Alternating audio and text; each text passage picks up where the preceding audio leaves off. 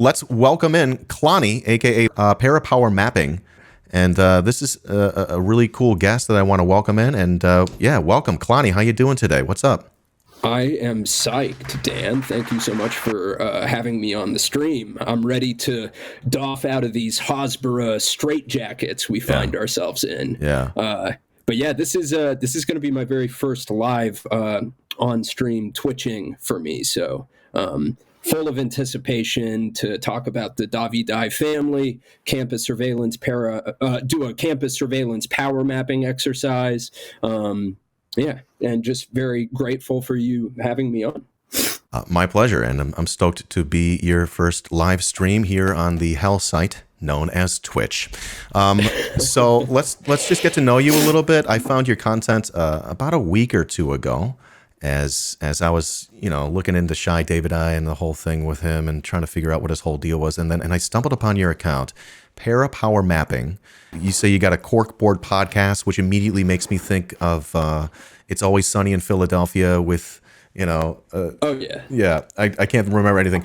But his name escapes me the second, too. I'm having a brain fart. But yeah, I know the meme. The meme is great. It's a definite vibe, for sure. Sometimes I feel that way when the paranoia, it really starts coursing through your veins. Yeah. When you start thinking about, when you're poking at Zionists like Shai Davidai and you start worrying about retaliation and these kinds of things, that can really put you in that that corkboard mindset.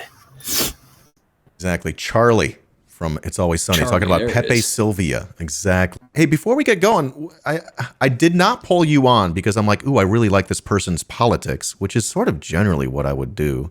Do you mind quickly telling us about your politics? How would you describe it? I mean, I consider myself a Marxist. I wouldn't say I'm especially well versed in theory. That's, I'm an aspiring Marxist is how I would characterize myself. Right. But yeah. So Parapower Mapping, a corkboard podcast mapping the interlocks and hidden passages of the capitalist elite, moneyed fams, secret societies, intel networks, and trafficking rings. Awesome. Tell me a little bit more about your podcast. If this is all anyone knows, what else should they know about your podcast? I think you're 50 episodes deep. You've been doing it about a year. Tell us more about it.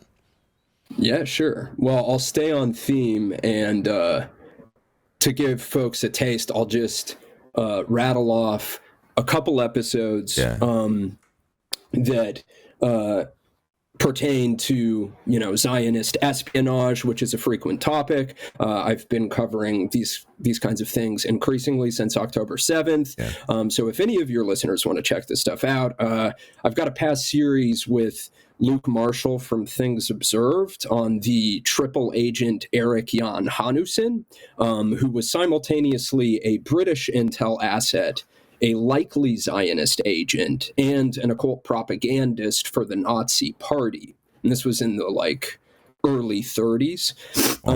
And he vied to become Hitler's minister of the occult prior to his assassination following the Reichstag fire. He may have even had a hand in constructing the cover-up, if not hypnotizing the chosen patsy, Marinus von der Lubbe. So that was a fun series. I've also touched on the Eichmann abduction in an episode on the way international relations and match fixing and pro football in South America intersected during the Dirty War. And then most recently, I have this ongoing series that I'm working on the ultra-Zionist Messianic Hasidic sect, Chabad Lubavitch, and their utility for the ethnostate's intel apparatus, and that's called Year of the Tunnel. So a couple of the things I've been working on. You do a lot of research and stuff, and anyone who goes to your Twitter can sort of see that really quickly. You're in the mines, the research mines, and you're pulling up newspaper clips, and you seem really deep into a lot of different things. And what's your background with that? Are you a researcher? Are you a trained researcher or whatever? Did you just get into this on your own? Totally amateur. Just Incredible. Learning the ropes as I go. And I mean, for OPSEC reasons, I don't want to talk a bunch about my background, the Canary mission, things of this nature. So I won't go into a ton of detail, but yeah, I studied.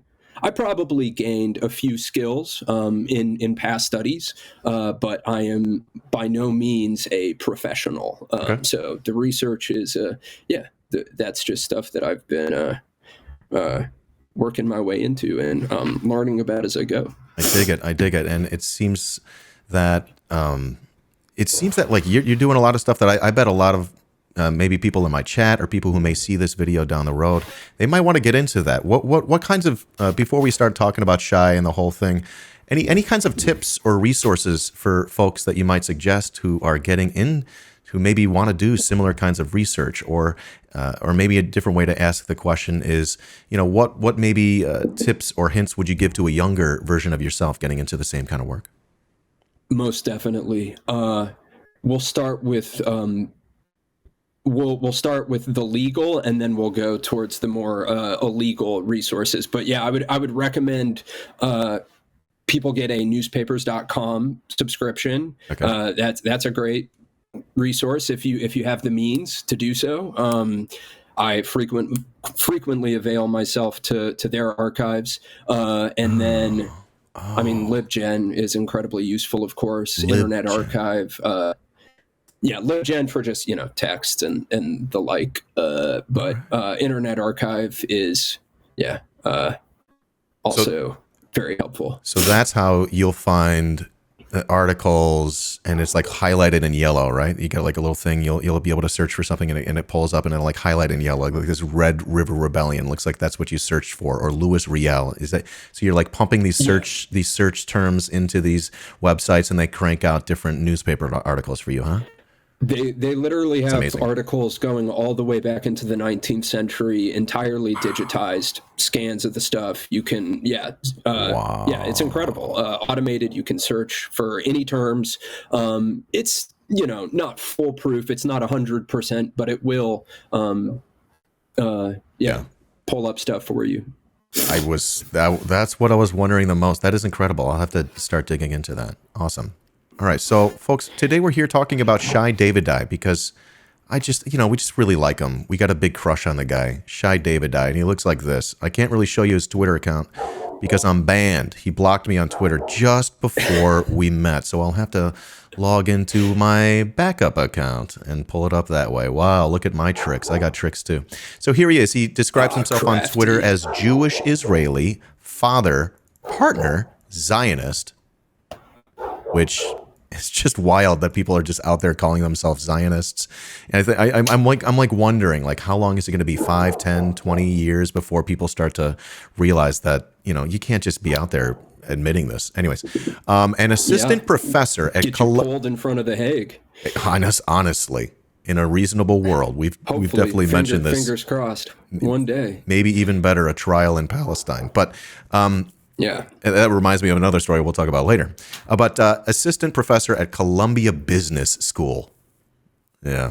So Shai Davidai, why are we talking about him today? Klonny, why is Shai relevant? What is his deal? Why are we even talking about him? Go.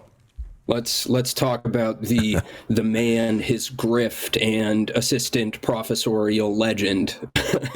And so maybe we can just start with some basics about his background, work our way out from there to examine some of the mechanisms Israel has leveraged in its war on BDS and pro-Palestinian campus activism. Looks like you've already got his candlelit vigil video pulled up here. This is Shai's, I think it's an open letter to every parent in America, which was a very canny, concerted effort, I would assume, with elements of the Israeli lobby, and he probably had a whole team aiding him in putting together this viral stunt, would be my guess. And yeah, if folks haven't seen the video, he basically demands at the beginning of it to his audience that they pull out their phones, that they record the whole thing, and then send it to every parent that they know. And fun fact, this was quickly accompanied by a minuscule write-up in Commentary magazine that dropped the very same day, so it was co-sold by John Podhoretz, speechwriter for Reagan and Bush, who went on to be one of George W. Bush's most stalwart supporters, a useful hawk for the Iraq War architect. Excuse me. There it is. Yeah. There you it are. is. So pretty much as soon as he had posted the video, I think it was posted. Yeah, as soon as the video went live, I think this followed in quick succession. And even to this day, Podhoretz still backs the Iraq War, of course, which just gets at his motivations and perhaps the degree to which he's been compromised. And also to give an example of how much of a Zionist John is, just know that he once bashed paleo-conservative politician and consultant Pat Buchanan, who had decried Israel's 2006 Lebanon war as unchristian, which Podhoretz, of course, poo-pooed as anti-Semitic. So, yeah, that's an example. It's a great example of the ways in which, AIPAC emissaries or these kinds of Israeli mouthpieces on campuses nationwide will work in concert with many different Israeli lobbying groups to concoct these massive stories. And one example that we might get to later is this story about Julia Reifkind. Okay. But in the video, he basically tried to tether on-campus activism and BDS to, or shitcoats it as pro-Hamas, like a terror campaign, right? Before we get into the whole thing, what is his general complaint? He says you're talking about BDS, and for those who don't know, BDS means boycott, divest, sanction Israel, and this has turned into a really big thing. There are states all across the so-called United States that have banned these movements and have pretty much criminalized them to an extent, or they're attempting to do that, which sort of goes to show us the extent of Zionist, I don't want to say infiltration or whatever, but maybe I do. Well, I don't know. You can say infiltration. Okay. Yeah. Or pull at the very, if you want to be more diplomatic about it. Yeah. I think that makes, that sounds a little better to me. So they oppose BDS. They don't want any boycotts of Israeli products or divestments or sanctions, and that's a little bit tricky because if anyone's paying attention, they're doing a genocide. But we'll sort of get back to that. So, but this is the video that made Shai sort of leap into the eye of the public. At least this is the first time I've seen this guy in my entire life. And his main complaint, and you can feel free to jump on here and stop me or whatever, is that there were students on campus that are pro-Palestinian, and they're walking around and they're chanting "from the river to the sea," and he says that that's anti-Semitic.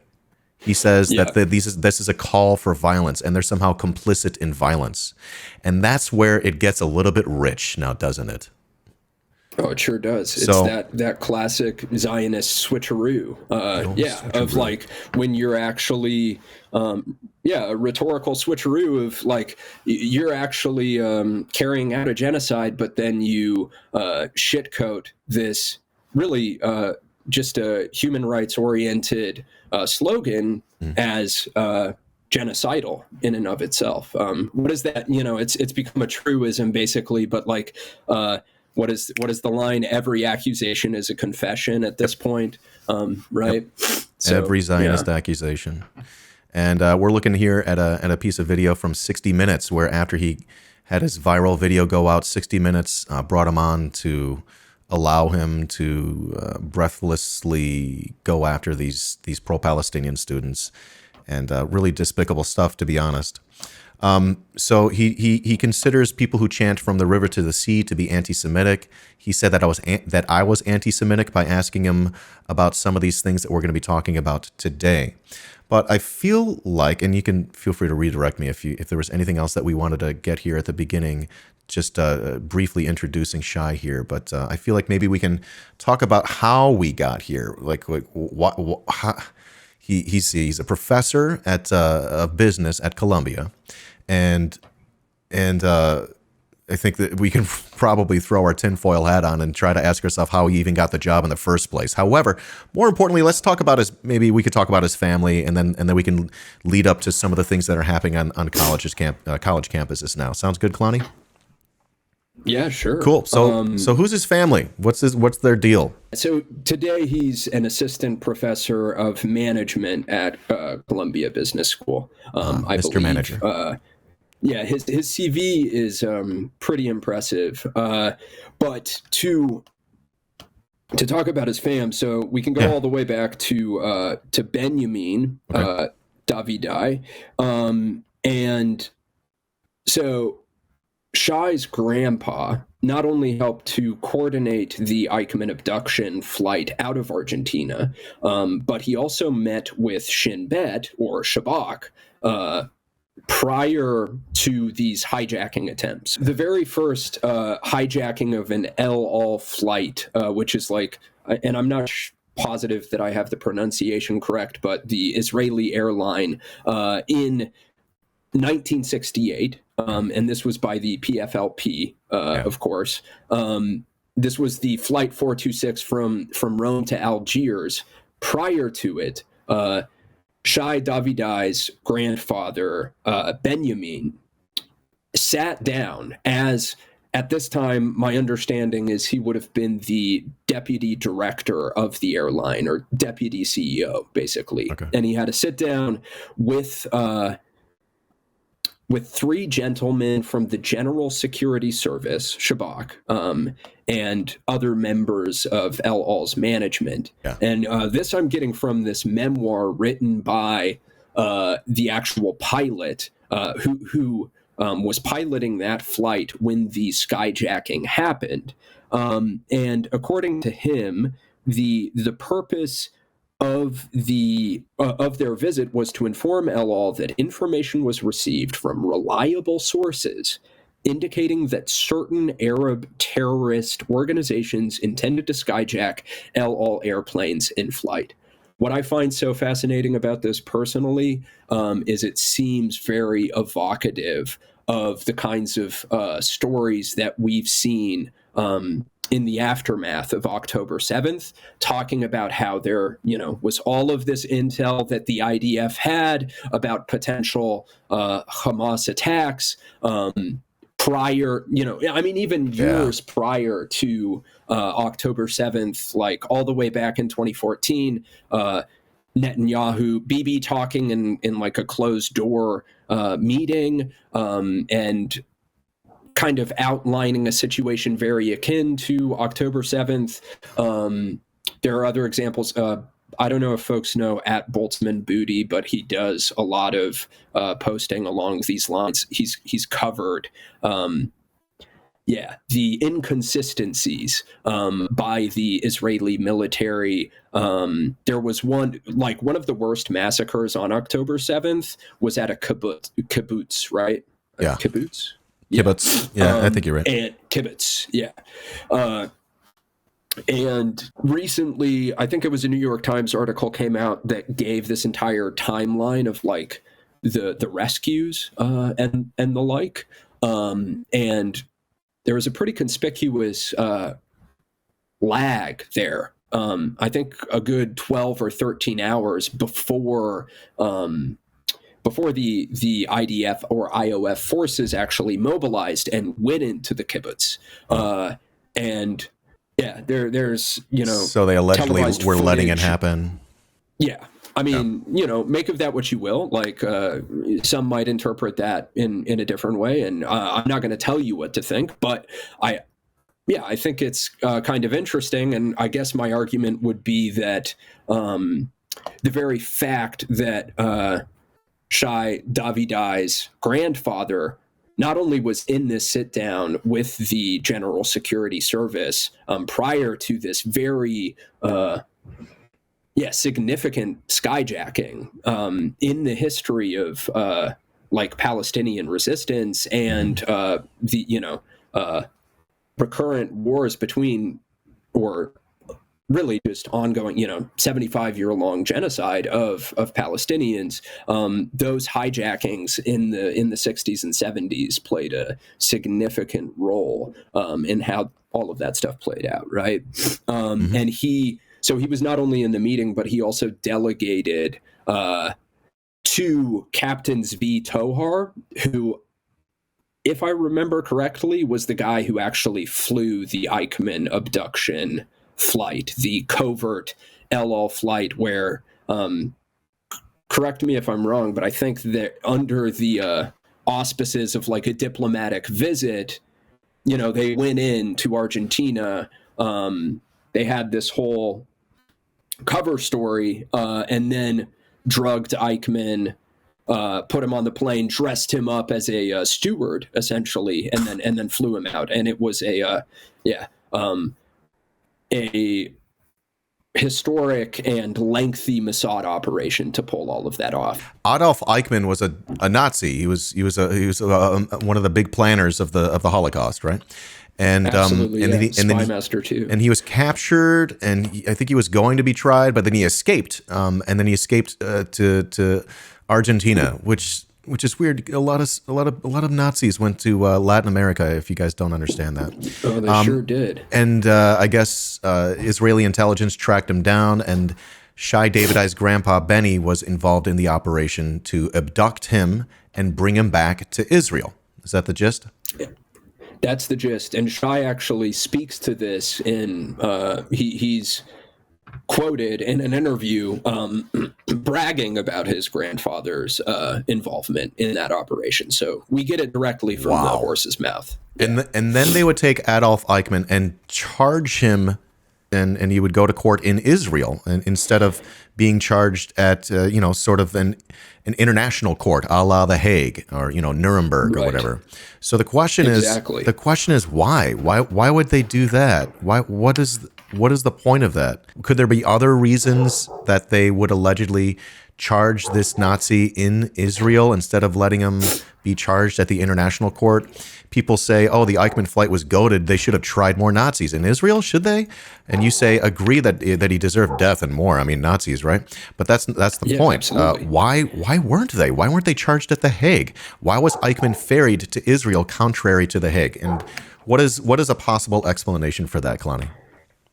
So one explanation would be a trip to Israel, an initial trip to Israel that kind of got foiled because one undercover Nazi agent's cover was blown, and then they had to redirect or scuttle and reorganize this meeting between Eichmann and this Haganah agent, which is like, Haganah was this paramilitary and Zionist paramilitary, and basically like a predecessor of the IDF, right? Okay. Terrorist organization, really, back in the day of, mandatory Palestine. And I've done some research into this. Eichmann was essentially this Haganah agent, Feivel Polk's handler. And Feivel Polk's this is really fascinating. He was giving Nazis information,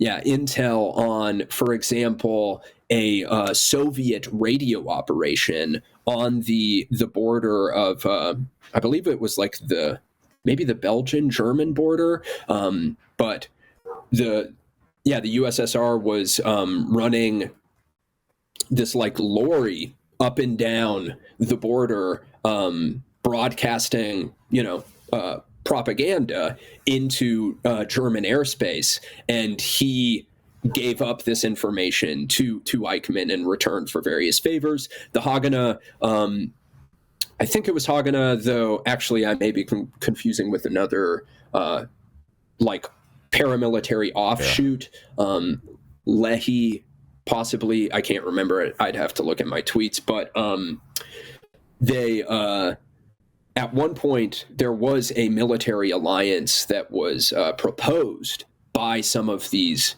proto Zionist spy masters with the Third Reich, with the Nazi regime, and Eichmann was involved in coordinating all of this. The Nazis even smuggled hundreds of tons of Luger pistols into mandatory Palestine to arm these Zionist paramilitaries. In the, I think this would have been the 30s, mid 30s, they smuggled them on I think it was a Nazi ship flying the a swastika flag in all of these like cement buckets, hundreds of tons of them. And then there were other kinds of collaborations. Like at one point, a Nazi ship was enlisted in ferrying immigrants to the mandate as well. Like, the notion would be that part of why they brought Eichmann to Israel was to suppress all of this information so that, he couldn't dish it, because that would be incredibly damaging to the nascent Zionist entity, right? And their political fortunes, their relationships with other governments. And I mean, it would it would be like Samson pulling down the whole facade of Zionism, pillar by pillar, kind of. Be a lot of blowback. These are big, explosive claims here, because effectively what we're saying is that Shai Davidai's grandpa was involved with abducting a Nazi, not specifically to try them and to hang them and deal out the justice that Nazis deserve, but in order to cover up Nazi Zionist collaboration, because that would make the Zionists not really look very good. Is that, we all get that, right? Is that the gist of it? Yeah. Am I bastardizing it too much? No. I think that's a great that's pretty fucked up. Yeah. That is pretty fucked up. It is really, really crazy shit. And you can look at this stuff. Yeah, I mean, if you want to, scroll my Twitter, search for Eichmann. I've posted like CIA special collections and doc transfer memo documents that speak to or corroborate that Adolf Eichmann was running the Zionist spy, Fievel Polks. And there are other, I think Brenner's got a great book that touches on this history too. I can't remember the title straight off the dome, but that's another one that I've pulled from. So that information is out there. And it's really incendiary history, that's for sure. That's pretty wild, and it's wild to just grandpa. Yep. He helped to facilitate it, and at that time, I think he would have been the head of maintenance for El Al, I believe. Though I could have the timeline slightly wrong. Okay. It's also possible. Yeah, I wouldn't even be surprised. I don't. There isn't a ton of information about his career, at least English language. If there were any. Hebrew speakers in the chat, they might be able to do some investigating for us, because I think I've found one or two resources, Hebrew language resources that would go even more in depth on this stuff.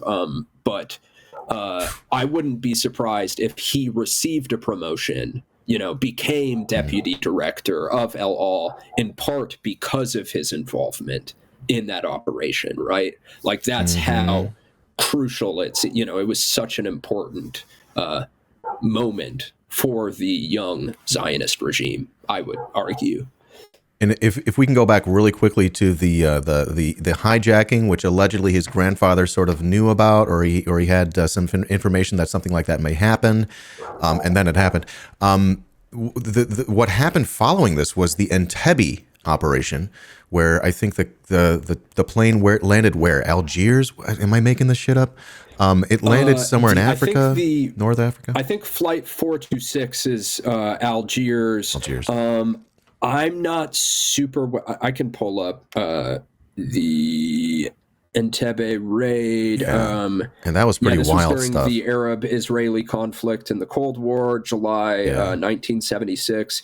I think there are more clippings regarding this. Yeah, it was a counter-terrorist mission in Uganda that was launched in response to the hijacking of international civilian passenger flight, an Airbus A300 operated by Air France between the cities of Tel Aviv and Paris. And during a stopover in Athens, 2 Palestinian PFLP resistance fighters and 2 German RZ fighters diverted the plane to Libya and then to Uganda. Yeah. And Uganda is sort of interesting now, especially considering their ICJ vote, right? Right, exactly. What was the name? What was her name? The name of the judge? Yeah. I was listening to I think his East is a podcast, or is that the name of that show? They were doing something on the ICJ, and they were making some compelling arguments that she might be a Christian Zionist, which seems likely that might have informed her. But yeah, it's also interesting to think about these kinds of like diplomatic relations.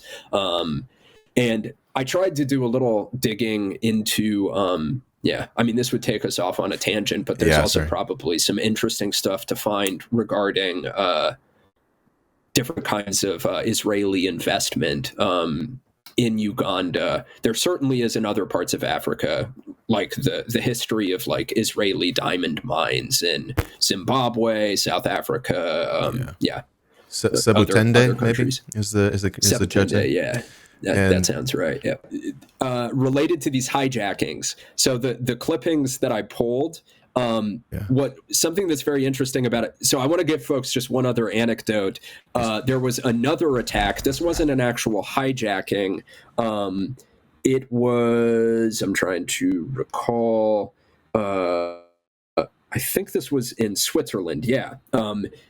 So basically, Benny Davidai, so I found evidence on newspapers.com substantiating that he was directly involved, seemingly, or at least was the spokesperson for these El Al efforts to recruit ex-paratroopers to serve as like mercenaries guarding planes. They would be plainclothes. Ex-IDF paratroopers and other special forces. They would put them on the planes to guard for potential hijackings or attacks during this period.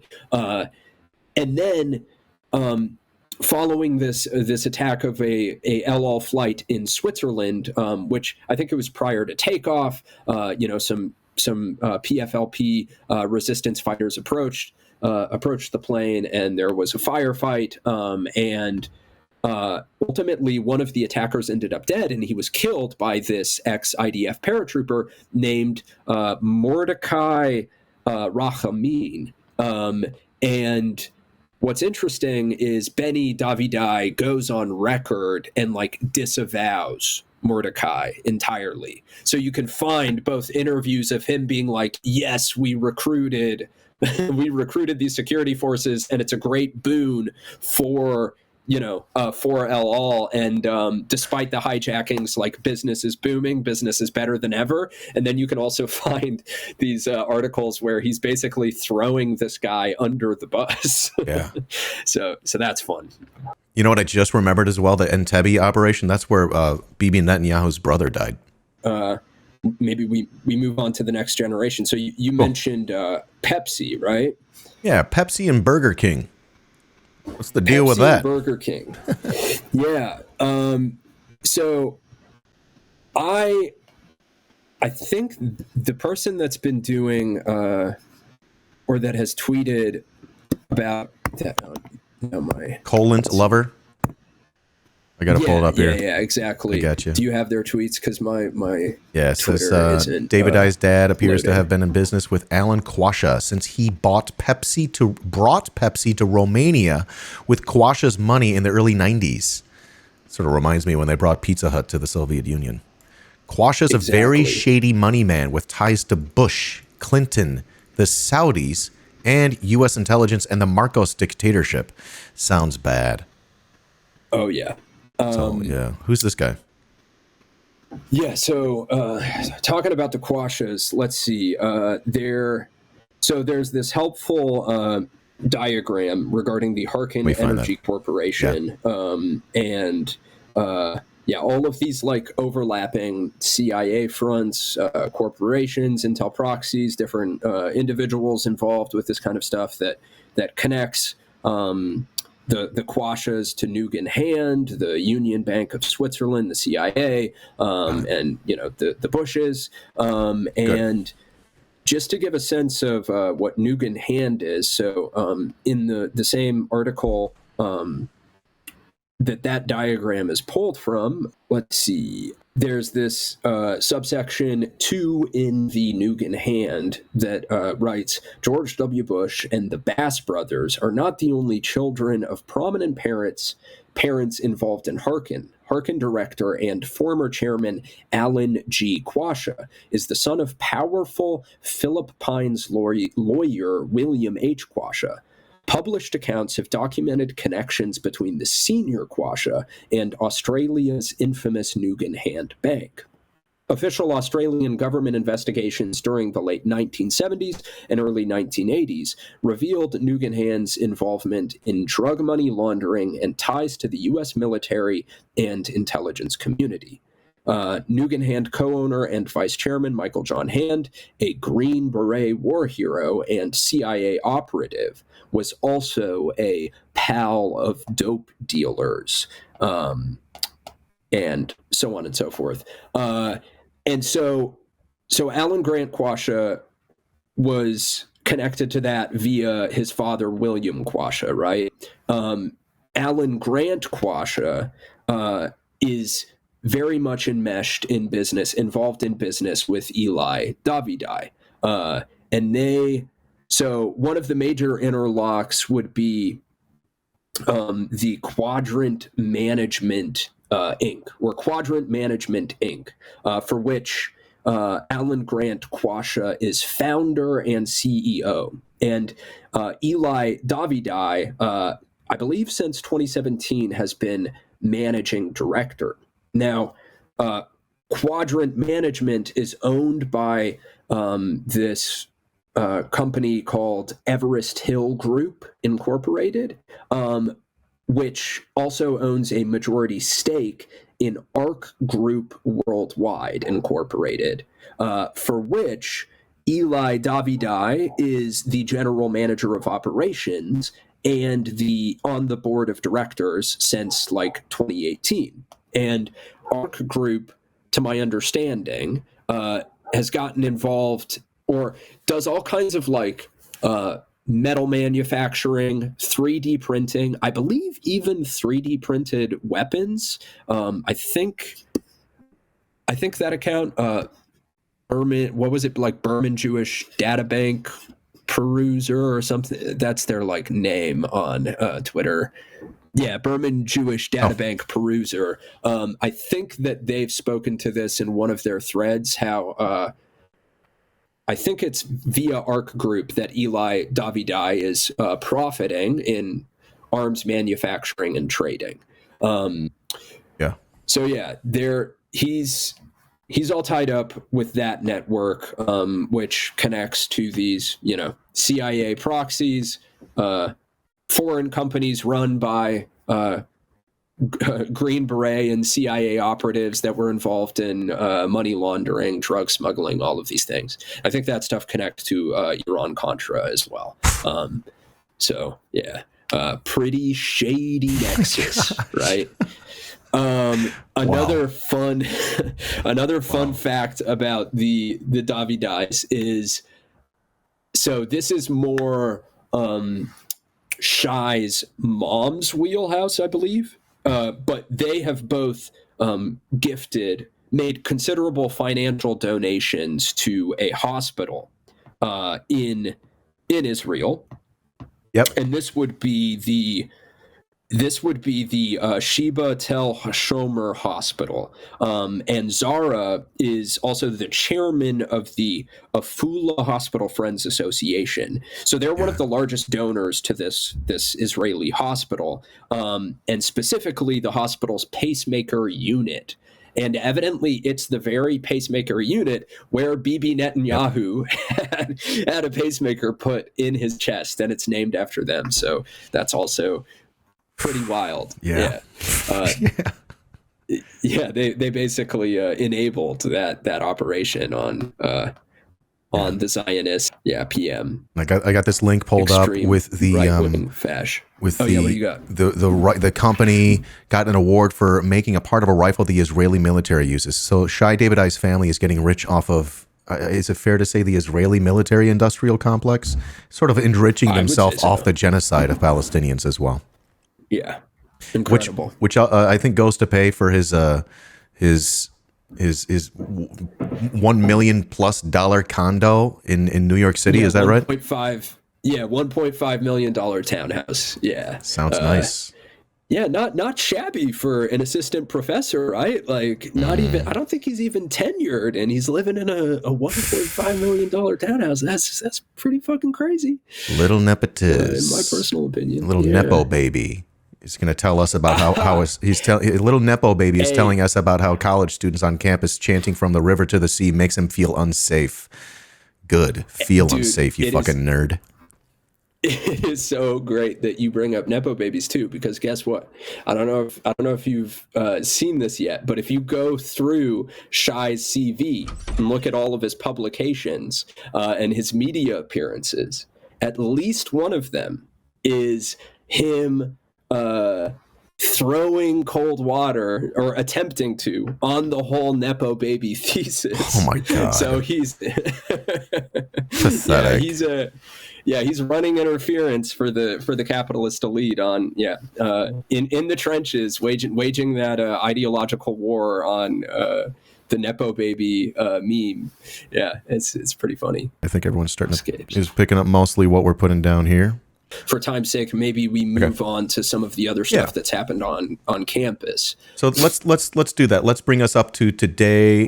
This brings us back to Shai Davidai and him going viral with his video, which seemed very much designed to go viral in a very specific way.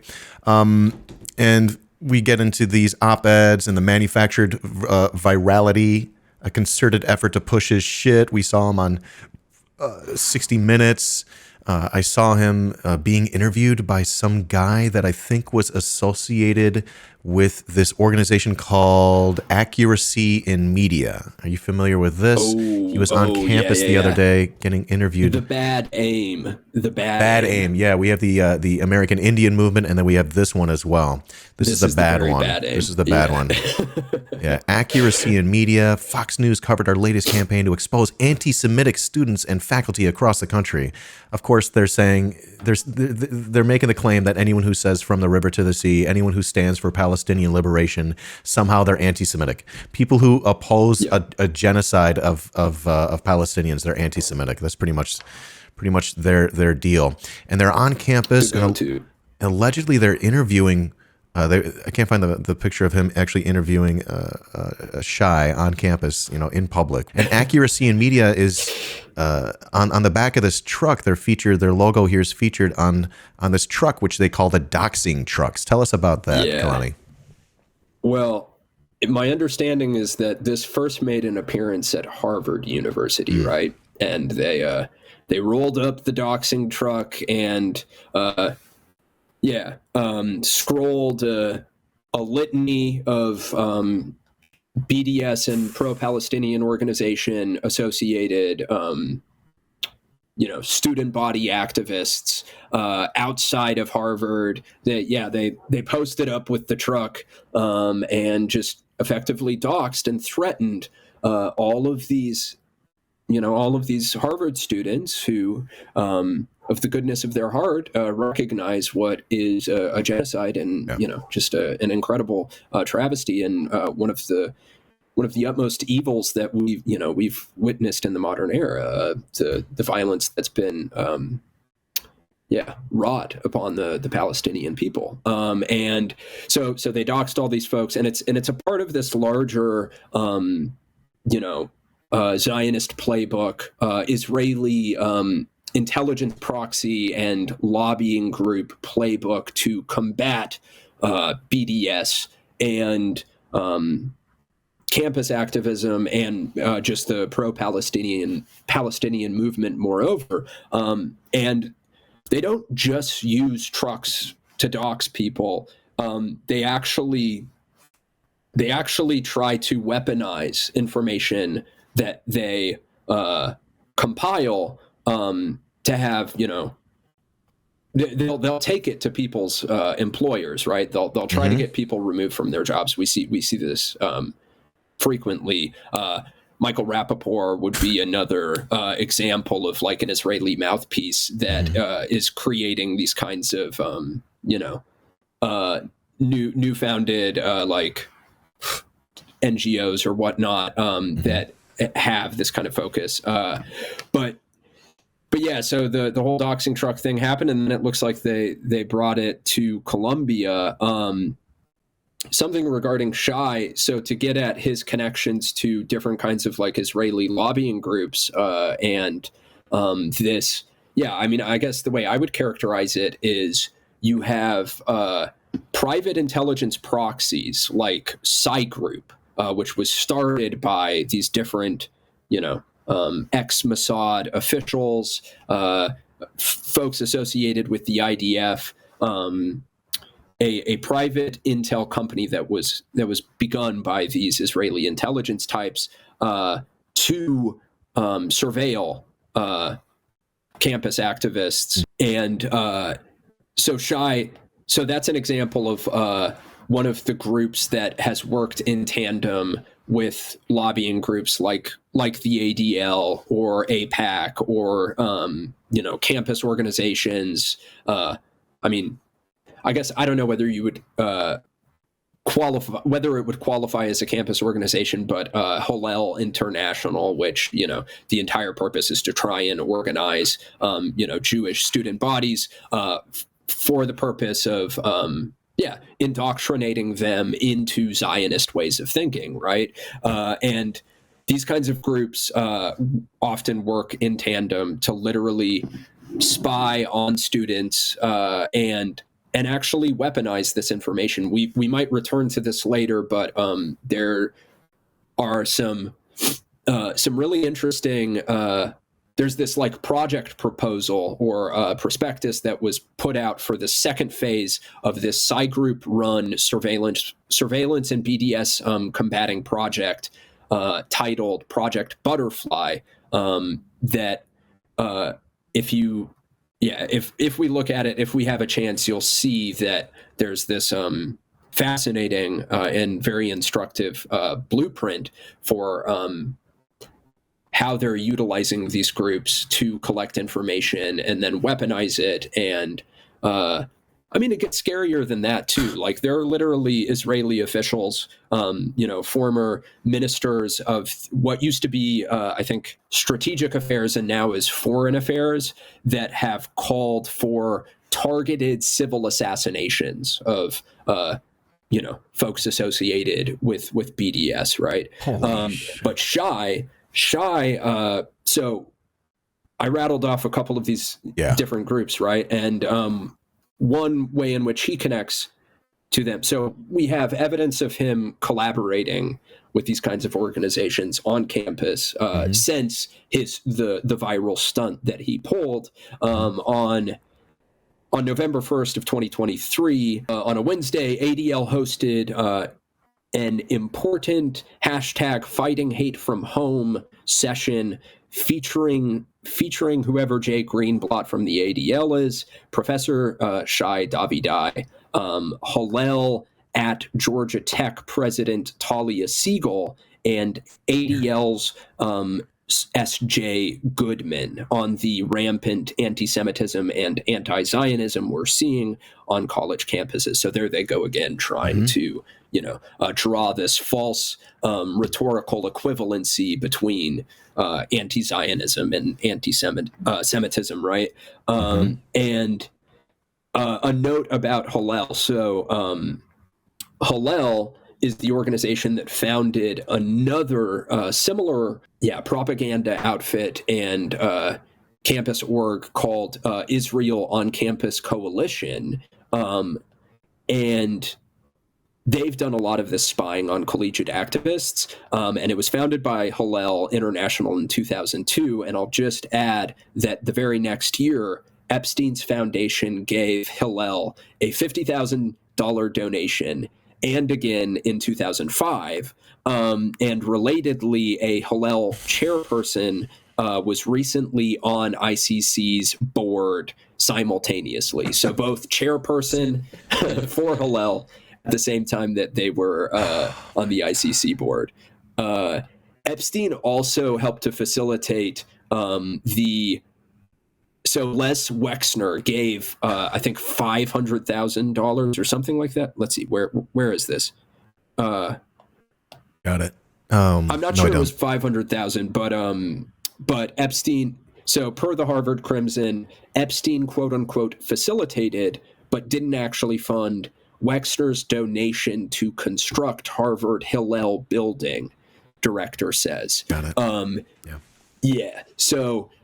Not only has Epstein given individual donations and foundational donations to Hillel, but he also helped to facilitate Wexner's huge gift to build this, pretty fancy ass Hillel building there on Harvard campus. So, what are the chances he paid for his condo with Epstein money? Is there any chance? You never know.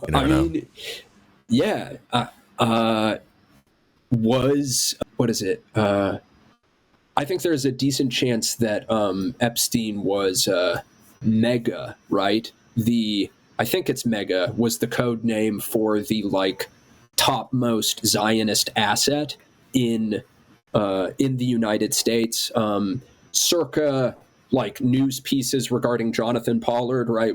Folks in the chat probably know about Jonathan Pollard, the former NSA employee who gave, who didn't just gave, he was paid to pass troves and troves and troves of confidential classified documents, American intelligence and security documents to Israel.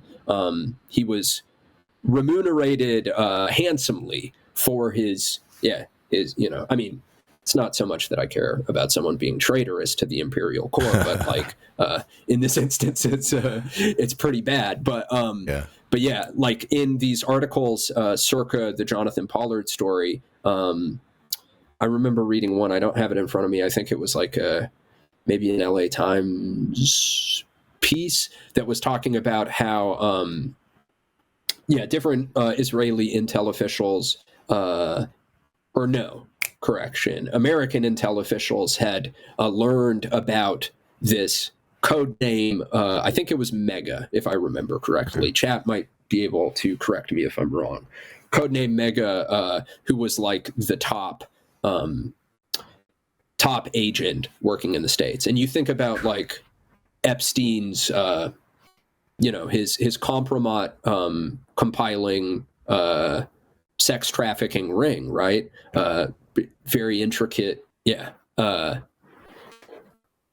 effective means of getting all this dirt on politicians and some of the most powerful people in the States. There is the possibility that, I think, if I remember correctly, and I might be bastardizing this, but I believe even some recordings, Israel had bugged the White House phone and overheard calls between Clinton and Monica Lewinsky, right? As well. I don't know if folks know. No way. Yeah. That's just I think that is so Israel. Yahoo quotes about it. That is so Israel. That is their favorite thing to do. They use intelligence as one of their strengths. Yeah. Yeah, absolutely. They love their human. They're specialists. We give them all of their signals intelligence, or not all of it, but like a fair bit of it. Yeah. And then they have, they've pulled off this remarkable infiltration operation. And I mean, they don't just do it to the United States; they do it elsewhere. But the question you were posing, which I think was half facetious, of like, was the townhouse bought with Epstein bucks? It's not impossible, is all I would say. It's not. It's not impossible. You never know. It's not impossible. But the link there is Shai Davidai and his family, and Shai being linked up with these organizations such as the Israel on Campus Coalition, this intel proxy, this Israeli intel proxy. They spy on collegiate activists. They sort of blackmail them into organizations not just like Hillel, but also Canary Mission, also maybe some others that I'm thinking of, that blackmail students into giving apologies, and then they post their apologies on the internet. It's incredible.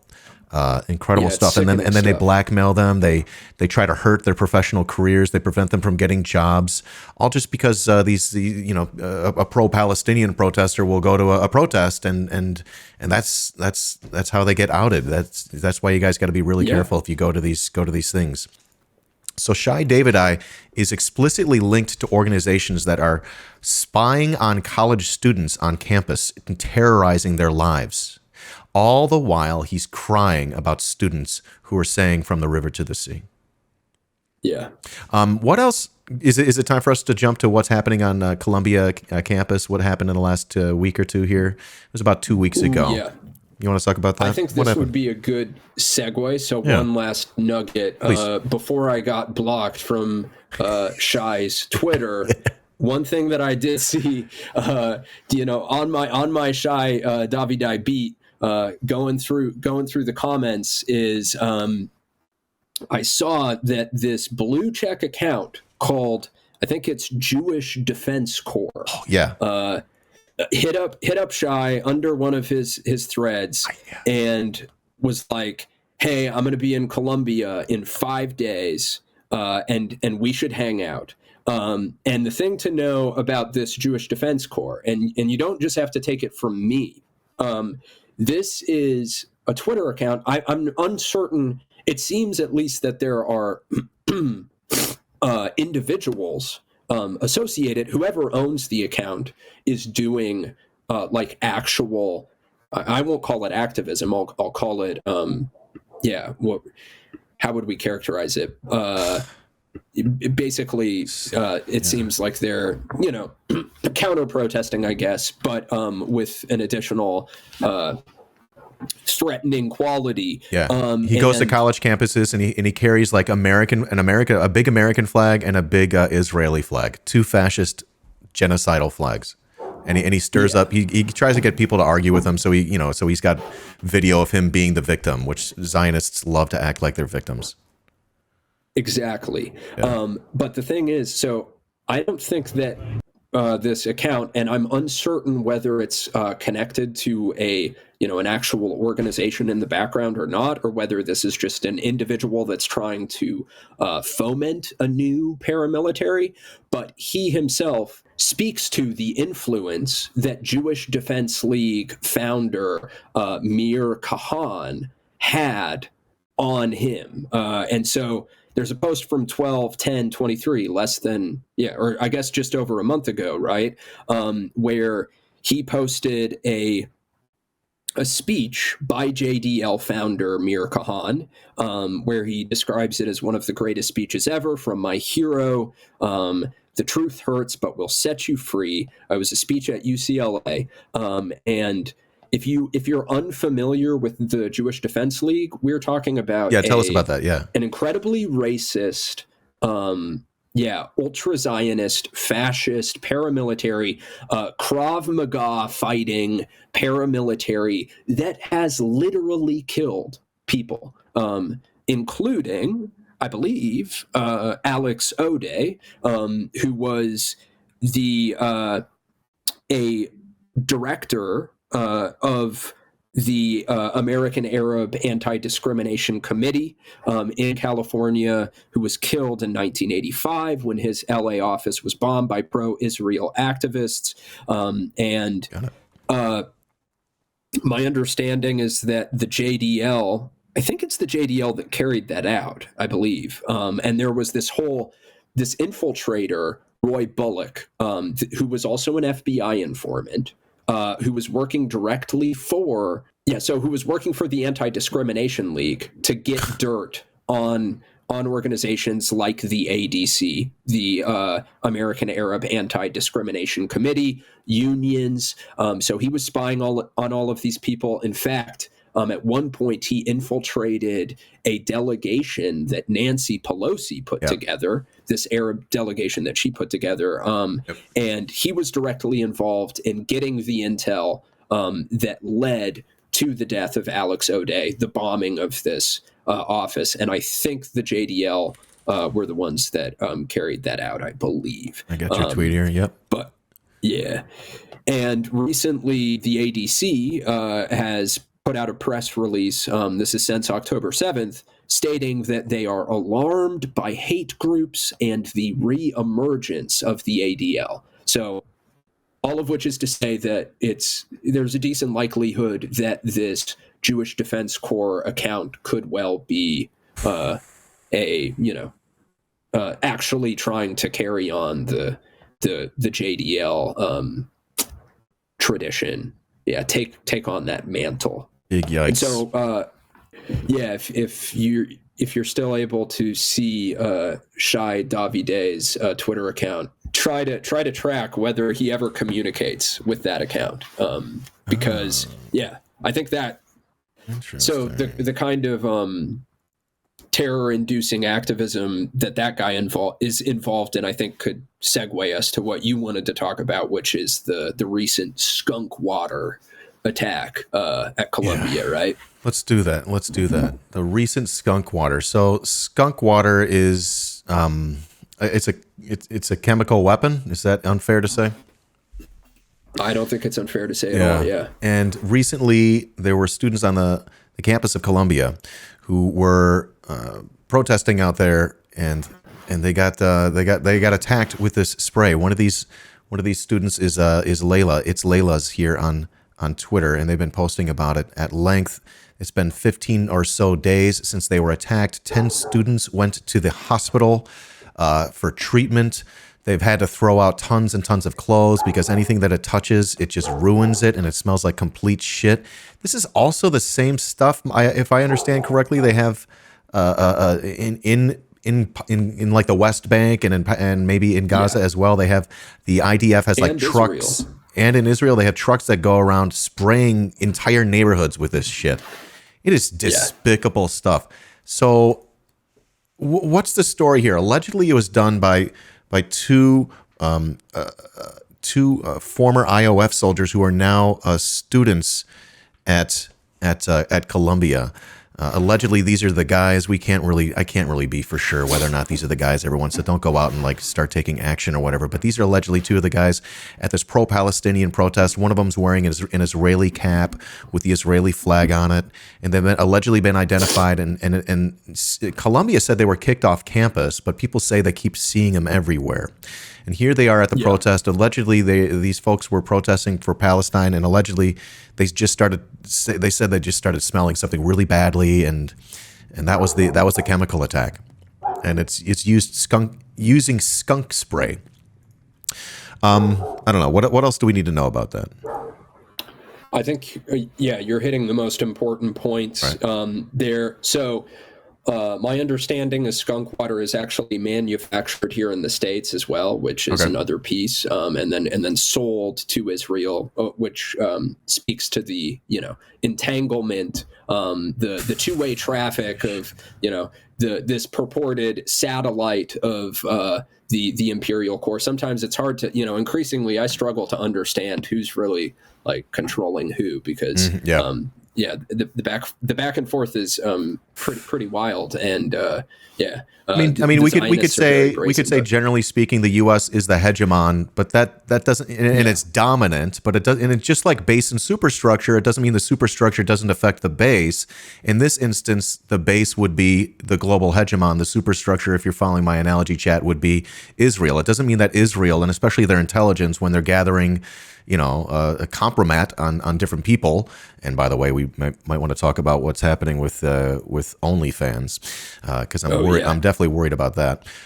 They use this compromat against people to make them do what they want. At the same time, it doesn't mean that the global hegemon isn't generally dominant. So please go ahead. Yeah, totally. I agree. I think that was a great parsing of that dynamic, I feel like. But yeah, so skunk water's manufactured here in the States, to my understanding, gets sent over to Israel, and yeah, like you were saying, it's used in these water cannons to just, part of that that process of just breaking the spirits of anyone that might try to oppose the ethno state, the pedo state, this really horrendous regime, right? And then also just to brutalize Palestinians, be they living in one of the occupied territories or in Israel. It happens to, This is Jerusalem, a photo of the IDF spraying Jerusalem, you guys. The historic city of Jerusalem. Incredible stuff. Disgusting. Yeah, and anti-Zionist protesters like Hasidim in Jerusalem definitely get sprayed with this stuff, I would assume. Yeah. And then allegedly these guys on the campus of Columbia got their hands on it, or a version of it or whatever, and they were spraying students there. And of course, Shai Davidai is such a great guy that he really cares about these students, and he cares about the violence being perpetrated against them. Wait, hold on, what's that? Oh no, I'm getting news that he doesn't give a shit about them. He only cares about the safety of Zionist students. So he only cares about the safety of Zionist students, and at the same time, people got a lot of people saying that he's guilty of what we could call stochastic terrorism, which is what I suppose intellectuals would do, or people in media would do, to try to whip up violence against people and then act like they had nothing to do with it. We all see the Matt Walshes of the world, the Ben Shabibos of the world, sort of doing this. I think Matt Walsh is probably the most guilty of it out of that group. But then Shai Davidai gets to act like he had nothing to do with it, because he goes, well, I don't stand for any violence. At the same time, he simps for Israel, who's literally genociding people. Right? Absolutely. It's just he speaks out of both sides of his mouth all the fucking time. It makes me insane. It doesn't make any kind of comment or real, meaningful disavowal of those students, and then at the same time is literally calling for the surveillance and the suppression of any protest movement that might be slightly critical of Israel. Even you think there's any truth to the possibility that he is a stochastic terrorist? That sounds on point to me. Yeah. That's a phrase that I'm not super familiar with, but based on how you've described it, it sounds like an astute descriptor for him. He's definitely, he does all of these fear appeals, this fear mongering, and he's trying to foment, gin up violence against people, against critics of Israel, by calling them Hamas, not even sympathizers, but like pro-terrorist activists, right? And he's gone further than that too.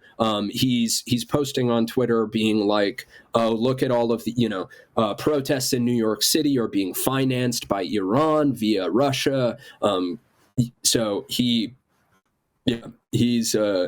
definitely doing this very disingenuous, stochastic terrorism sounds, like the most apt descriptor. And at the same time, he's posting on Twitter about this poster that you may have seen. It says, "Beware, skunk on campus." There's a picture of a skunk that's like blue, and it sort of looks like the Israeli flag. It's got the stripes and the Star of David on it.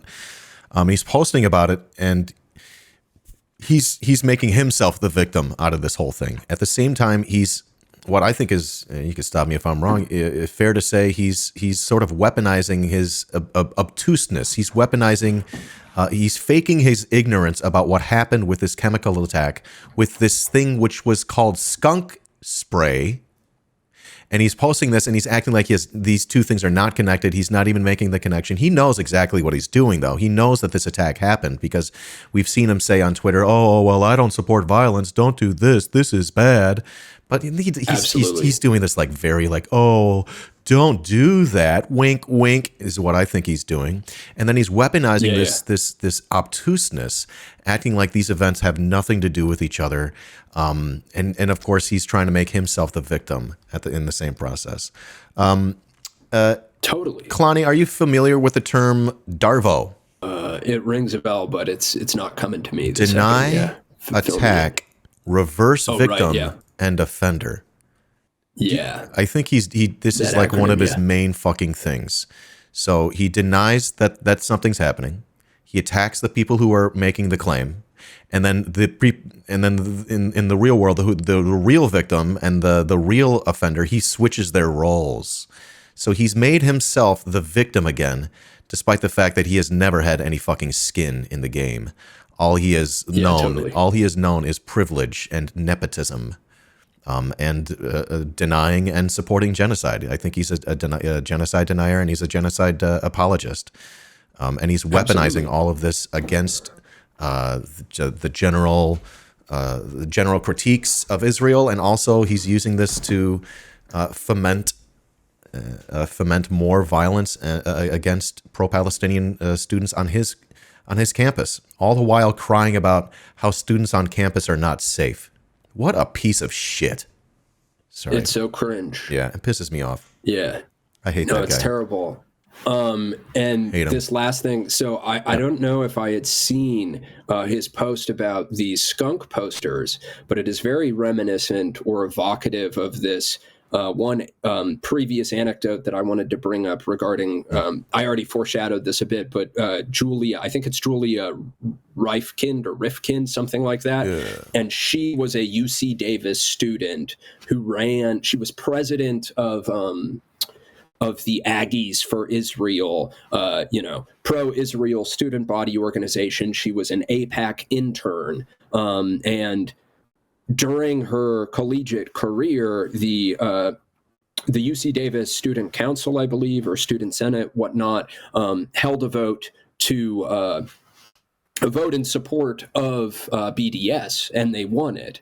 And so she, in concert with her quote-unquote team, which she was conferring with literally the Israeli consulate. Yeah, here we go. You've got the lobby. Perfect. Okay. Yeah, so this definitely recommend folks watch this documentary if they haven't. Here are the sections.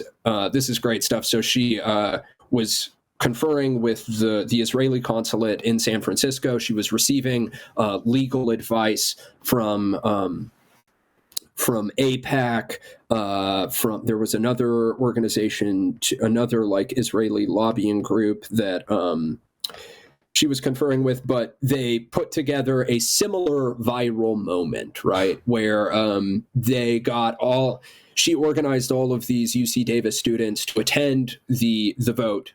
And then they did this performative walkout. And shortly after the vote happened, suddenly swastikas appeared on I think it was a Jewish fraternity at UC Davis, right? And AEP. What's so incredible about this Al Jazeera documentary and this, there you go. There's the shot of the fraternity that was defaced. This undercover journalist interviews her, and at this point she is now I think it's the director of community relations, something like that, for the literal embassy, the Israeli embassy. And she goes unknowingly reveals that so they of course tried to tether or kind of what's the word I'm looking for? They acted as if the BDS activists were the ones responsible for the swastika, and then insinuated. There it is. Brain fart. They insinuated that the BDS activists were the ones that painted the swastika on the wall, and then she reveals in that interview that we were just looking at that they actually had no idea where the swastika was from. I mean, some of her remarks even make it's pretty shady. It almost gives one the vibe. I mean, I don't want to do a vibes-based analysis, but I mean, I wouldn't be. All I'll say is I wouldn't be shocked if some very media savvy student or maybe with direction from the Israeli consulate was like, hey, go put that swastika up because it will turn into a firestorm for us and it will totally delegitimize BDS. And it pretty much had that effect. And the takeaway being that those I mean, of course, in response to this, Shai would he would slander me as an anti-Semite and blood libel, and he would say it's blood libel, blood libel. But I think it's a fair line of inquiry because there is plenty of evidence of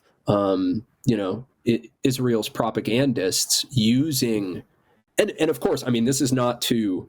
I'm not trying to act as if anti-Semitism is very real. And I would be the first to concede that in this moment, in this climate, I don't doubt for a second that there's been an uptick in anti-Semitism. But at the same time, I think that Israel very savvily weaponizes and wields anti-Semitism as a cudgel to keep their international allies in line.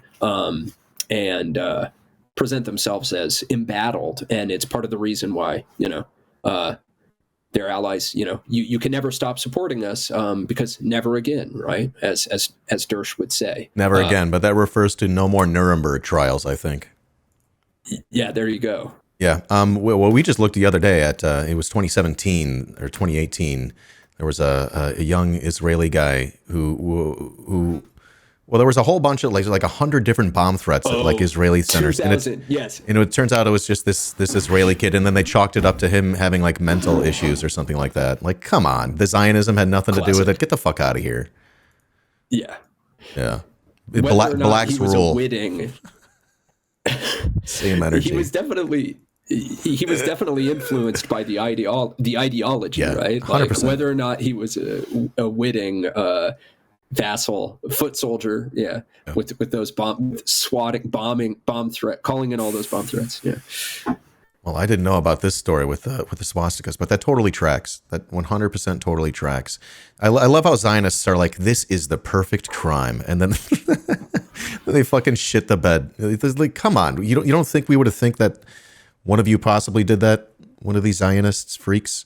We see the Zionists tripping over their balls and tits every day to act like they're the victim, and it's just you're clearly not the victim. You've never been the victim. Your grandparents were the victim, perhaps, of a genocide, but that doesn't give you a free genocide pass. And even then, many of the Zionists' grandparents were, some of them were secular diasporic Jews that bought into Zionism because they viewed it. They were actually anti-Jewish, right? Many of the architects of Zionism, for them, it's entirely an ethnic project. It's an ethno-fascist project. It's not, So it's not a religious project, you guys. It's a political project. Yeah, what else do we have to cook on? I mean, we've touched a lot. Yeah, hit me. Yeah, I think we're getting close. One other thing that I would be remiss if I didn't mention is that, so talking about the ways in which Israel will kind of pull the puppet strings of these different lobbying groups, intel proxies, for a variety of means. it appears that Shai is being utilized for a very specific purpose, and this is aside from his propagandizing, acting as a mouthpiece of Israel. So I went on his personal website, and he has put together this new initiative called React. Speaking of possible indication of foreign backing, another thing for listeners to track would be Davidai's new React initiative. And React stands for Research Against Contemporary and Traditional Anti-Semitism. This is a post-October 7th thing, and by all appearances, though who knows, perhaps they were already putting it in place preemptively, which they have a tendency of doing. So, them referring to Israel not being the only ones, of course. But essentially, Shai is attempting to organize researchers in the social sciences to, quote, combat anti-Semitism, unquote, which we should really read as, critiques of Israel, popular movements decrying the genocide and the ethno-states' human rights abuses. And to opt in, you have to commit to the following action-oriented steps. Quote, the goal of this initiative is to be action-oriented and bring anti-Semitism as a scientific topic of inquiry to the forefront of all fields across the social sciences. The concrete first step will be to complete at least 10 preprints devoted to the topic of anti-Semitism by October 1st, 2024, the end of the current Jewish year. To achieve this goal, the network of researchers will be split into groups of 4 to 5, each devoted to a different research project, and it goes on. So essentially, he's trying to foment an upsurge of research papers studying anti-Semitism in academic journals, a very canny means of weaponizing the social sciences intelligentsia to undergird Israel's hasbara and massive propaganda operation with these studies that will reinforce these arguments that we've been talking about, that, anti-Semitism is cresting, which is very convenient. So that's another example of that feels a little evocative of like the stuff that's happened on at UC Davis, and it'll be very interesting to see what happens with this whole thing. Something worth tracking for sure. Yeah, and if I could do a little color commentary, which is that the context that we need to understand here, chat, is that they're calling resistance to Israeli genocide of Palestinians. They're starting to call that anti-Semitism. We saw a Zionist guy in a coffee shop yesterday flip out over this person who was on their laptop, and they were crying about the person's laptop's stickers. And it wasn't until the end of the video that we see the sticker, but the guy is saying, "Oh, well, the sticker says that I should be stoned to death." And the person behind the computer is like, "What? That's not what it says." Do you want to know what the sticker said? Free Gaza. So these people imagine anti-Semitism where it's not.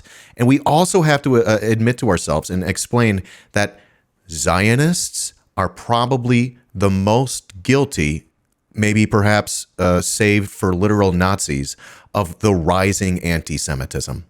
How is that? How does that work?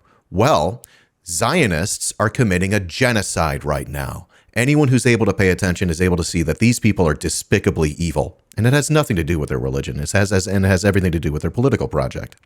But what they do, the Zionists do, is they equate Judaism with Zionism. And they don't want you to see that there's any difference between those two. So they're actually telling you, oh, it's actually the Jews that are doing the genocide. And if you oppose that, you're anti-Jewish. You know what? That is totally fucked up, because there are obviously anti-Zionist Jews that are out there. They're saying, you know what, stop doing the genocide. And of course, they're being called self-hating Jews. It's just like this, oh my God. So yeah, it's the Zionists that are most guilty, other than perhaps like, the Roseanne Barrs of the world and the Nazis, for this rise of anti-Semitism. And we're going to see, as we already starting to see on the campus of of Colombia, that people are being attacked for critiquing Zionists, and it's only a matter of time before an anti-Zionist Jew is also attacked and perhaps killed. And then what are the Zionists going to do? They're going to be like, see, here's this anti-Semitism, and they're not going to take any credit for it, despite the fact that they've got blood on their hands. Most definitely. And it's wild how, one of the things that I find so interesting about this React initiative is how it's so subtle and, kind of covert. And, we think, I feel like surface level, the ways in which the Israeli hasbara artists, put out all of this propaganda and obviously have extensive media contacts that they can call on, a ton of influence within mainstream media, right? We all recognize this. But to see this example of this guy who is also acting as a propagandist, but then is doing this more, kind of not undercover, but a little more behind the scenes organizing of academics to put together these very disingenuous and just cynical ideological and academic arguments, purported scholarly arguments for why critiques of Israel do equate anti-Semitism is very interesting indeed. And it's funny to look at, like, I guess we never really got to this, but some of his studies regarding like the nudging, the zero-sum perceptions of like capitalism, labor relations. So we also look at how, Davidai is basically, he's like a good little anti-communist as well, right? And so the ways in which these realities overlap is also, in my mind, instructive and part of a very storied tradition. He reminds me of Arthur Koestler, who was a Zionist asset and was actually connected to that guy Eric Jan Hanussen. He was a writer. He interviewed Eric Jan Hanussen at one point, and he later went on to. He was deeply involved with the Congress for Cultural Freedom. If so, folks are probably familiar with that. But I've read a few books. That totally tracks. 100% tracks the exactly the compatible left. Everybody, they act like they're leftists. They act like they stand for like social justice, but when it comes down to it, they're fascists. Yeah, he was one of the worst. And like McCarthy and a young Richard Nixon, I believe, actually put forward, passed an act to grant him, I can't remember whether it was residency or citizenship, one of the two. But yeah, he was all tied up. Yeah, he was a CIA asset for sure, and heavily involved in the Congress for Cultural Freedom. And earlier on, he had been in these like in the 1920s, he was in this is great, a Zionist dueling fraternity. The first rule about Zionist dueling fraternity is you don't talk about Zionist dueling fraternity. I think that's the first rule. Yeah, but go on. I'll allow it. Probably so. And he was, I think he was also in is it Beitar? Am I pronouncing that correctly? That's new to me. Zionist youth organization. Yeah. So he's another interesting figure. There are some comparisons that you could draw between Shai and wow, and Koestler. Maybe before we wrap it up, we have something else important that we want to talk about that we touched on earlier, which is the recent AIPAC story. AIPAC using those OnlyFans goon bucks. Oh my God, we're talking about gooning again. To fly a plane into 9/11 truther Jamal Bowman's campaign on behalf of their foreign handlers. This sort of touches on it a little bit. Yeah, this touches. I mean, this is obviously an attempt at comedy, but yeah, this gets into it. But the gist is there was information that came out in the last day or so, and I think the lever helped to pull that out, which is that AIPAC is being funded by one of the founders of OnlyFans, who gave them an $11 million donation, and then tried to, and then in a conversation with the lever, it's Leonid Radvinsky, who gets a cut of his employees' sex work earnings. I believe we call that a pimp. Is the top donor to AIPAC, the Israeli lobby. Since October 7th, he's pledged $11 million to help AIPAC lobby U.S. lawmakers on behalf of Israel. And this is what the guy looks like. He looks like a fucking freak. And when the lever, I don't know who was interviewing him, but they were interviewing the guy, and he says in an email, he says, "I didn't donate or pledge $11 million. This applies to me, my foundation, my family," which he probably should have left out, because when the lever asked him whether AIPAC had listed, why they listed him as a donor, he replied, "Well, I don't know. I don't know." And then when the lever asked Radvinsky to comment on internal AIPAC documentation showing a wire transfer from his wife to AIPAC, he stopped responding. Her name's funny as well, isn't it? I don't know. I'm trying to remember her last name, but it's Chud something. Let's go. Yeah. It's I can't remember. It's like, yeah, somebody in the chat might have it. But yeah, that's wild. Yeah, dude, this whole story is blowing my mind. This is pretty bad, right? This could be really bad. Like, what could this mean for these young men and women and they/thems who made nudes and lewd content? You know, I don't mean to speak of it pejoratively, but they made this content specifically, and they allow specific people to look at it. What could this mean for these people? Could this be worse than we realize? I think so. And because we're talking about Zionists here. Zionists who are implicitly or explicitly supportive of genocide, the worst crime on the books. What could this mean for these young people?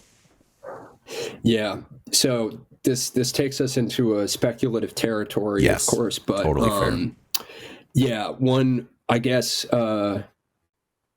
something that I'll point out, some history that his purchase of OnlyFans coincides with, would be the fact that Leonid purchased OF in 2018, and this was right smack dab in the heyday, the ramping up of like these this larger Israeli anti-BDS campus activism, pro-Palestinian activism dragnet that they've been building since the late 2010s, right? So he purchased OF in 2018, and this was right around the time the Ministry of Foreign Affairs began allocating millions of dollars annually to combating BDS on campuses. And something that I'll additionally point out is the fact that OF is very obviously catering to Zoomers, to Gen Zers, to millennials, right? 1/5 of OnlyFans creators, and this is per a 2022 survey, I believe. 1/5 of OnlyFans creators are students. So we've got evidence of Israel going to great lengths to surveil and target and threaten and dox student activists. And even, attack them. Like, we've got recent evidence of that too, right? And then we've got this guy who is donating, millions of dollars since October 7th to AIPAC, who purchases OnlyFans just like 5 years ago.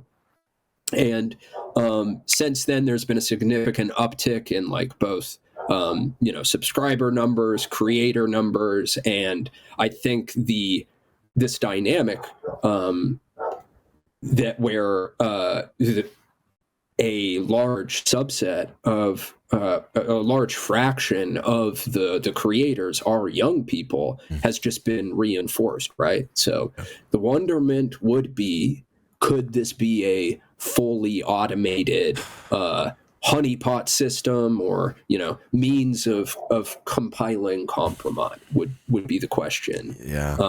As in, they're going to use this against these young women and men to not speak out in favor of BDS, to not speak out against Israel, and to control their lives in one way, shape, or form.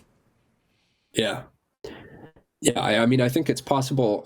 It probably only in the most extreme cases would it reach that point, but I'm sure that there are like, you can find plenty of stories about like folks having their OnlyFans content leaked, right? We see this routinely, and also we've seen an uptick or an influx, a change in opinions and the zeitgeist as far as like sentiment towards sex work, right? And there's been an effort to normalize sex work among elected officials too, which I'll point out, right? Like we've just recently had there was the Democratic candidate in Virginia that was streaming, sleeping with her husband, right? I can't remember her name off the top of my head. And then there was another former OnlyFans creator who recently was, I think, running to become a representative. I can't remember her name either, but those were two examples that I was coming up with. So all of that is to say that, like that speculation is not to, I guess I would say I don't think it's realistic that like the weaponization of that kind of content is routine or, that's happening a ton. Right. But I do think it's almost like a contingency plan or, another card that they could have like up their sleeve. And and it serves, we know that like Epstein is an example of this, right? The evidence of his connections to Friends of the IDF, his connection to Ehud Barak, former PM. Obviously, sex trafficking is used as a means of building interclass, capitalist class solidarity, right? And also keeping people from breaking ranks, it seems, in my personal opinion. And that's what Compromat's for. So even just having all of that on hand, on the off chance that like someone does go on to become a rep, or a powerful person, would be useful. And we just got to keep in mind the context here, which is that we're talking about people who are supporting the worst crime on the books, genocide. What would make anyone think that they wouldn't support a so-called smaller crime in order to support that bigger project of theirs? We have to we just have to like realize that we're not talking about good people here. So anything could happen. It's like you can catch yourself like humanizing the people, the people in positions of power who are behind the regime, right? Unintentionally, but that's a great point. Like you're saying, like we're talking about people who have slaughtered, what is it now? 27,000 Palestinians, if not the majority, the minority, or a plurality of whom are children and women. And just, we've all seen the videos, like just the most hellish material conditions and brutalization that like you could ever imagine that's been meted out on Palestinians. So of course, it's a great point. The people that are willing to do that, willing to drop JDAMs on fucking UN schools and snipe like anyone that walks within a window of a hospital. Of course, they're not going to have any issue with collecting, reams and reams and reams of sexually compromising footage. And this is one of Israel's strengths, to be honest, is to find this kind of compromat and use it against folks in one way, shape, or form. All the way from college campuses here in the United States to who knows how many congressmen and congresspeople and how many senators. Who the fuck knows? What do we think here? Do we want to start wrapping it up? I'm going to go ahead and ask my chat if they have any questions for you. Klonny, was there anything we left out that we wanted to touch on really quickly here? I really appreciate your time. This has been a pleasure for me. Thank you. Thank you so much. No, it's been a blast for me. Yeah, awesome. No, I think we've covered our bases and we did. Covered a lot. Yeah. I think so. So It was a pleasure. Do you know anything about? They're asking if you know anything about the PSYOP brigade with Tulsi Gabbard and Horton Jingle, Jordan Hinkle. I don't know a ton beyond having seen the surfing photos. Yeah, I know a mutual on Twitter, Johnny Socialism, is often hitting this beat, and he's who I get a lot of this information from. So yeah, I would not by any means say that I am a Hinkle specialist, but yeah, same. I do think that his I think that people are right to wonder about the insane, exponential growth of his engagement numbers since the beginning of the genocide. And it's a time-honored tradition of, the capitalist elite have loved to do this forever, to infiltrate popular movements from COINTELPRO to today, from pre-COINTELPRO to today. It's, it's something that's been long a strategy that's long been turned to. So I think people are right to wonder about that. I think some of the stuff that Johnny says about like his rhetoric, his Nazi sounding rhetoric is pretty compelling. That like and like the kind of like slavery apologia shit that like Hinkle has said before, I believe, right? The fact that this could be a means of like shit coding, pro-Palestinian activists, and to build this try to build this public consensus that that pro-Palestinian activists are racists and anti-Semites. He could be useful within that larger matrix. So I think that's incredible. You brought up Johnny Socialism. I have 2 invites out right now for people to join me. You're one of them, and the other one is Johnny, to talk about to sort of spell out Jackson Hinkle a little bit more. So very good. I'll have to tune into that. Yeah, I'm looking forward to that. They say they're going to come out with an article first, so I'm waiting for that to drop. We got a question. What are your thoughts on why they're carrying out the genocide? Just generally speaking, is it a conviction of the biblical narrative? That's what some people say.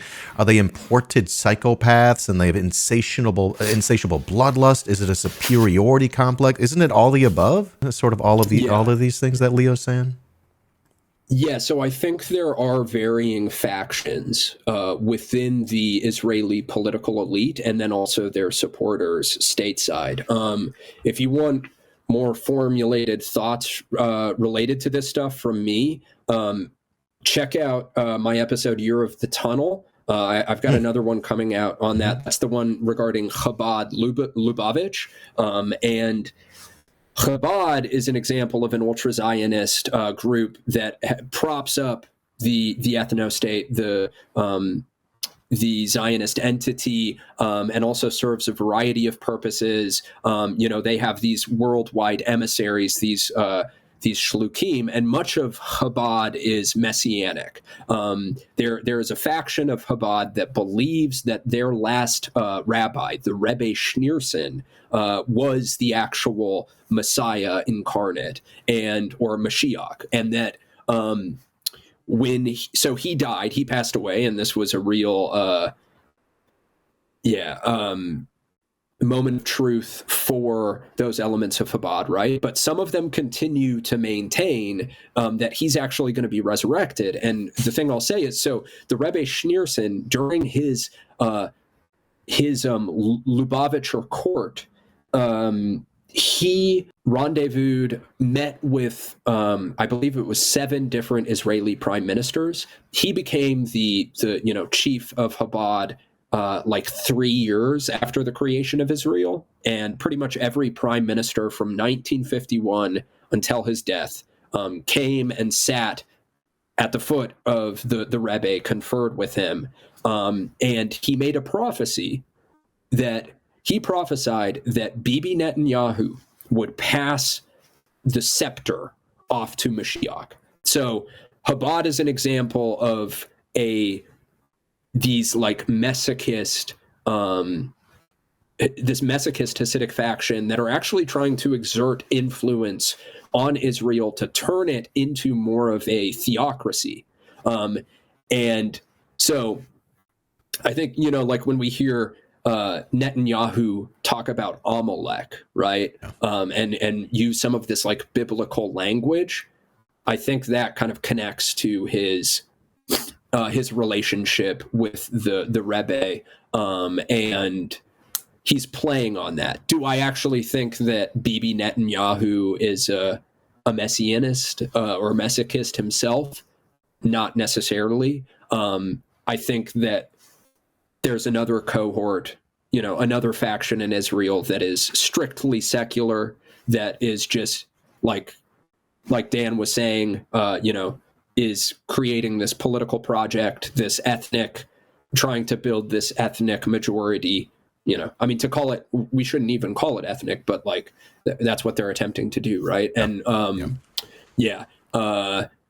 and so I think there are some differences along. Yeah, there are some battle lines there, and people vying for maximal influence. And whether it's a psyop or not, I have no idea. You never really know.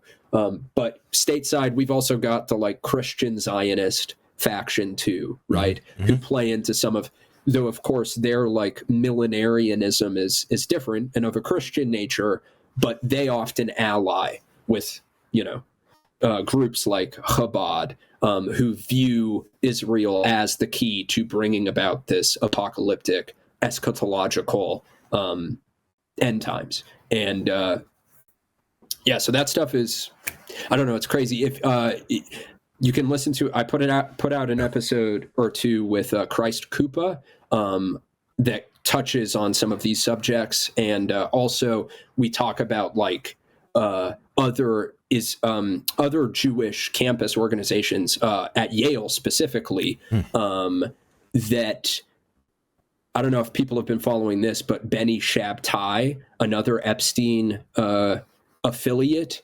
who's currently embroiled in a scandal because his stepdaughter accused him of threatening to disappear her if she spoke up about his sexual harassment and assault. And he is big with Friends of the IDF, another one of this like military Israeli lobbying group, right? And he started this campus organization at Yale that I think it's Vivek Ramaswamy is a graduate of it, right? So we also touch on that stuff if that's of interest. Whoa, that's right up my alley. I just really I think I'm gonna love listening to your content even more. The first episode I pulled up was last night, and I was digging it very much. I like the way you go about explaining things, and it just helps connect the dots for a lot of us who don't even know what the dots are, and you identify them for us, and then you connect them for us, and that is really helpful. Yeah, really good stuff. I feel like that's a great spot to wrap it up. What do you think, Klonny? This has been a blast. Thanks for having me on. My pleasure. This is a really great time for me. All right, well, folks, you can follow Klonny on Twitter. Here's the link: Klonny_Gosch. Am I saying that wrong? Gosh, you got it. Great. Yeah. And you got the link tree as well. I'll give you that in the chat, and that'll take you to the podcast, which you can listen to on. Thank you very much. Which you can listen to on Spotify. You got a Patreon. Tell us about your Patreon real quick. It's a little different. It looks like it focuses on Boston. I think that link is extinct. Oh, whatever. Yeah, that was like the first series that I ever put out. Was this secret history of Massachusetts. So getting into like very localized sus colonial history in Massachusetts. So yeah, that's how I started the podcast, but it is not a Massachusetts or Boston, strictly Boston content show by any means. No, I've expanded my horizons. Right. But yeah, Yeah, I've got a Patreon. That's how you can access the Independent Corkboard Researchers Union premium feed, and so you can sub there and access the entire catalog of all of the episodes that I've put out thus far. Probably going to be adding at least some of this to the next Year of the Tunnel EP, right, since Dan so kindly gave me permission to do so. So, you can even get a repeat of some of our remarks, but there'll be additional information in there too. Right. Yeah. So, just thankful for Dan having me on, and I'll also be psyched to promote your content as well. Thanks. Thank you. Yeah. Oh, my pleasure. I really appreciate having you here. This was a blast. I just really wanted to spell out some of this stuff because I see, I'm thinking about this student that I follow on Twitter at Columbia who was attacked, and I'm like, well, wouldn't it be really helpful for these people to understand who Shai Davidai is, what his connections are, why he is the way that he is, and so that they can wrap that into their analysis about their world and their experience over there at Columbia University and other places where they're having to deal with Zionists on campus. Yeah, no doubt. All right. I think we took him to task. Go us. Awesome. Well, we'll leave it right there. Klonny, thank you so much. You've been wonderful. I really appreciate talking with you. I really appreciate your time. I know that this took about 2 hours, but I feel like we could have gone on for much longer. But I really appreciate it. Thank you again. And thank you, man. We'll see you next time. Thank you so much, comrade. Have a wonderful day. Likewise. Thanks, comrade. The great Dan, he gets everything. He sees what's going on. Thank you, Dan. One of the greats of all time, most powerful men in politics. He controls the internet. The great Dan. Get over here for the cameras, Dan. Get over here.